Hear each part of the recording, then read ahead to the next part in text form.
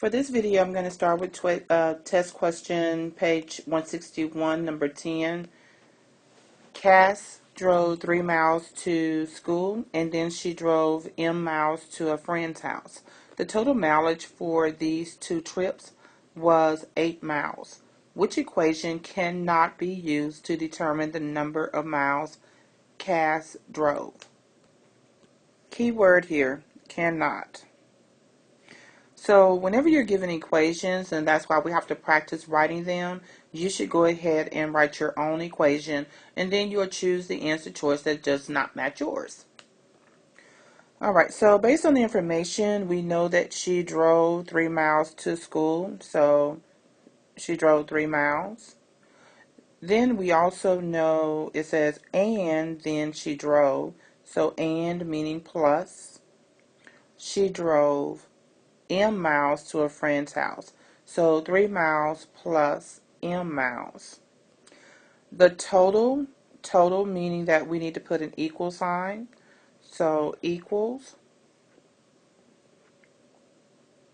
8 miles.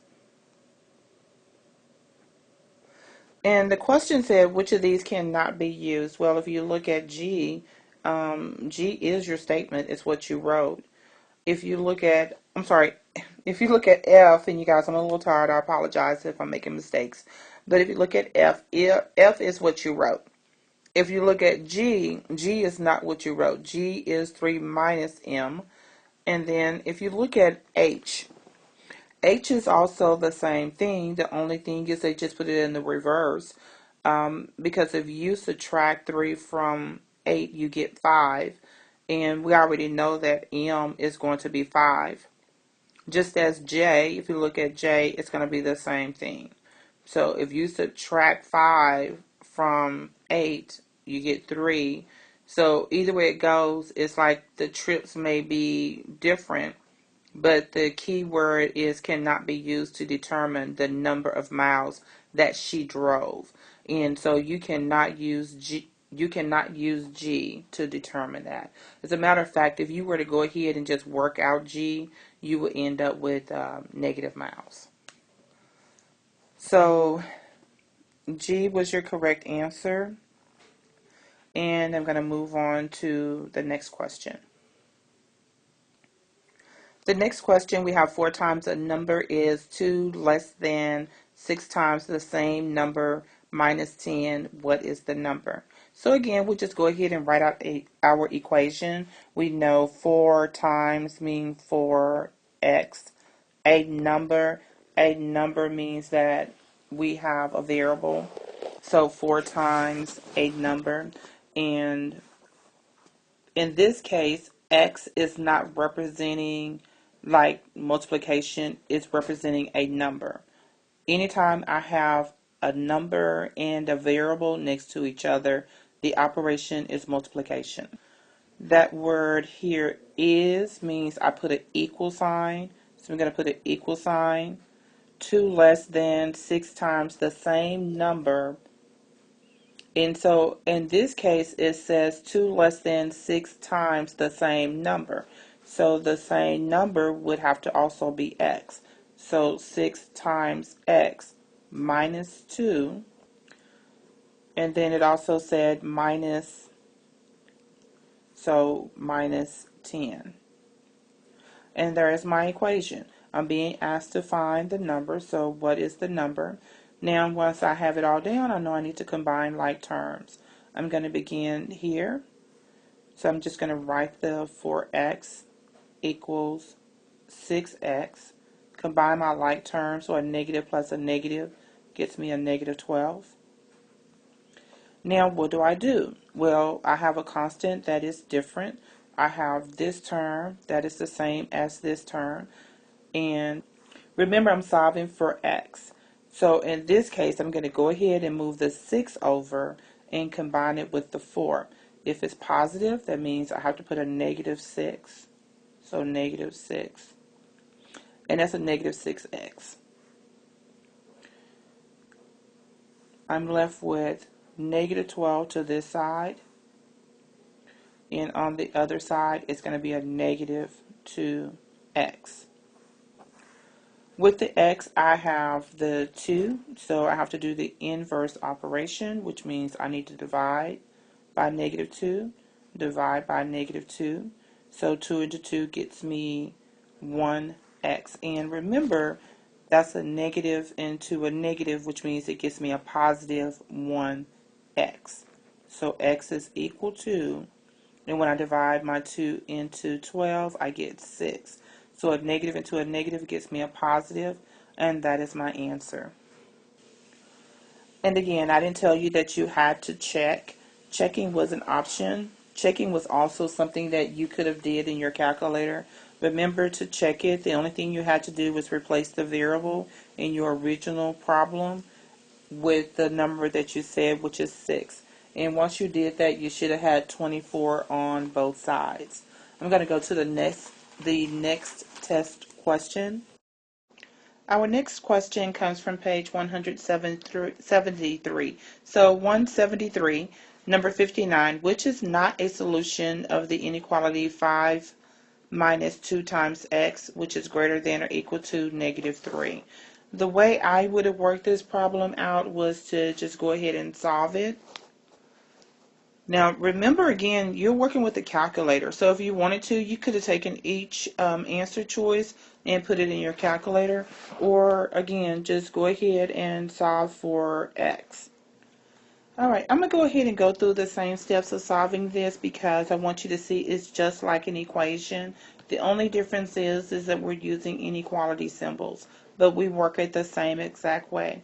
I'm going to make the line for my wall so that I make sure that whatever I do to one side of the inequality, I also do on the other side. I'm going to move my standalone term, again the term that is off to itself. It is not with the variable. So I'm going to move it first. The way I need to move it is because it's positive. To undo it, I have to subtract it. I'm going to use another color marker. And I need to subtract it on both sides. So now when I do that, I know this cancels out. And so I have negative 2x is greater than or equal to, and this is negative plus a negative, which gives me a negative 8. Now, I'm saying negative 2 times x, so the inverse operation would be to divide by a negative 2. So I'm going to divide by a negative 2. When I do that, I know a negative 2 goes into a negative 2 one time, and that's a positive 1. So a negative divided by a negative gets me a positive.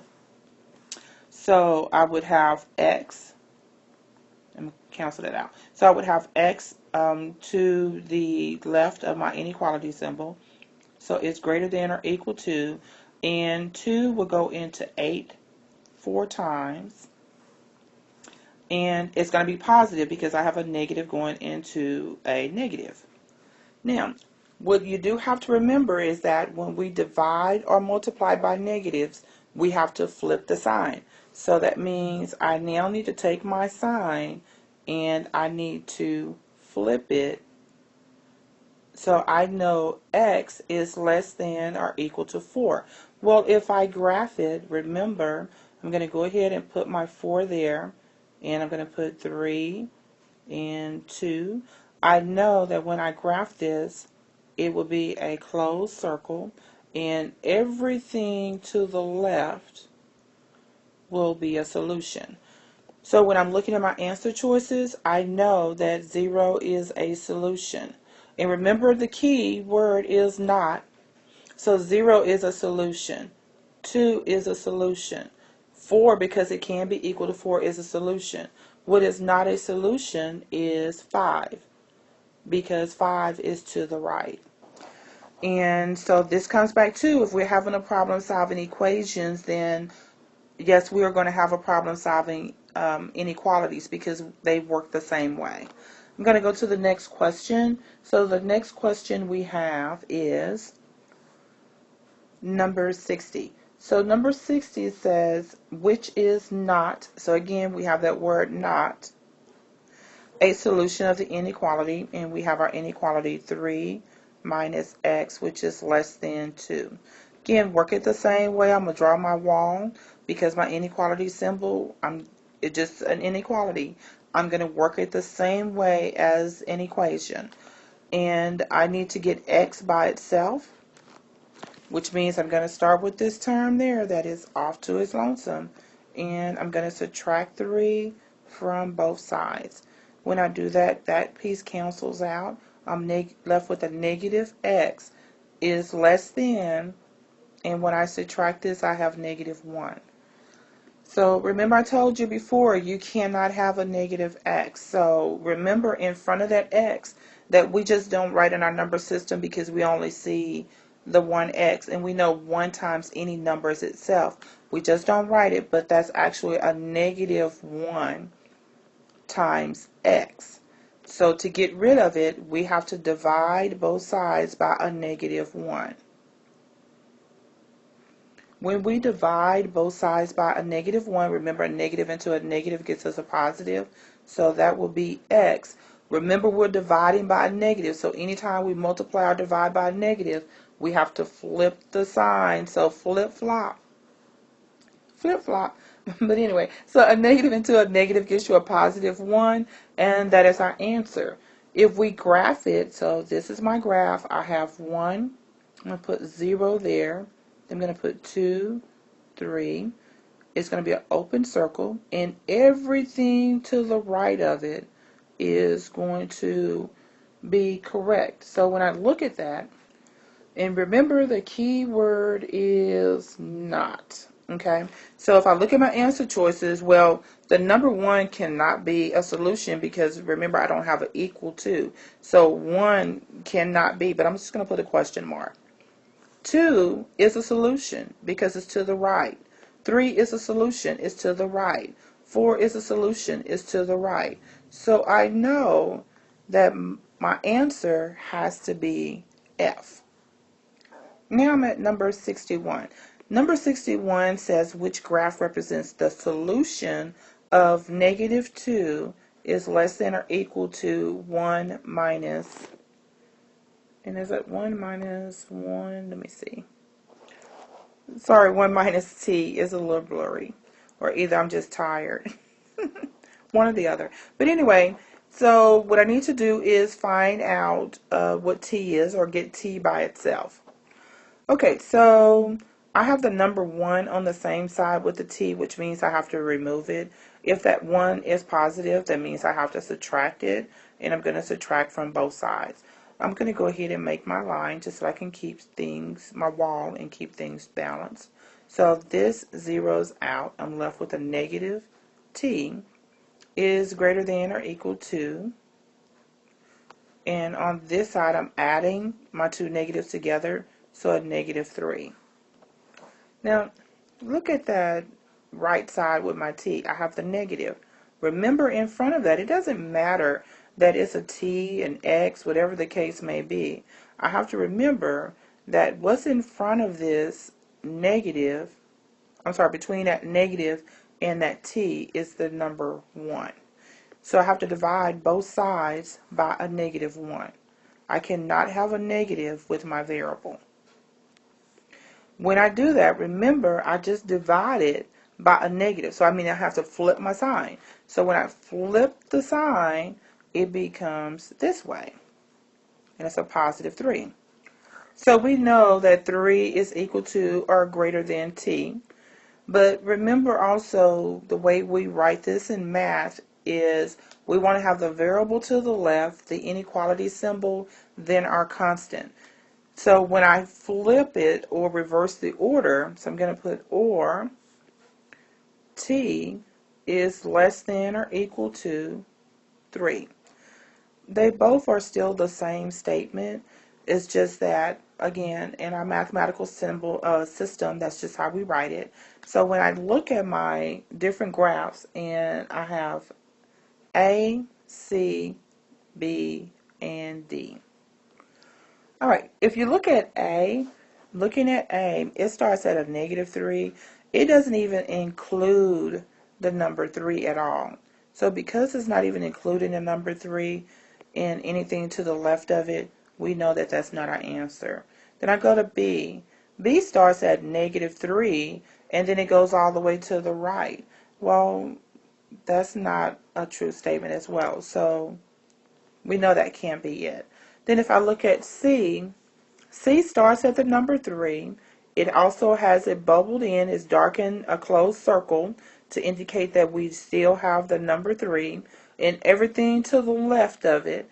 So I'm going to put a question mark for C and go to D. D, it has a darkened or closed circle, but it has everything to the right, and that's not true because we said T is less than 3. So for it to be less than, it means that it has to be smaller than 3. So everything to the left would have to be shaded. So in this case, our correct answer is C. Okay, so I'm going to stop right here for this video. I'm trying not to make the videos very long, but again, I have 12 questions to work out for you and try to provide you with as much explanation as possible for you to understand.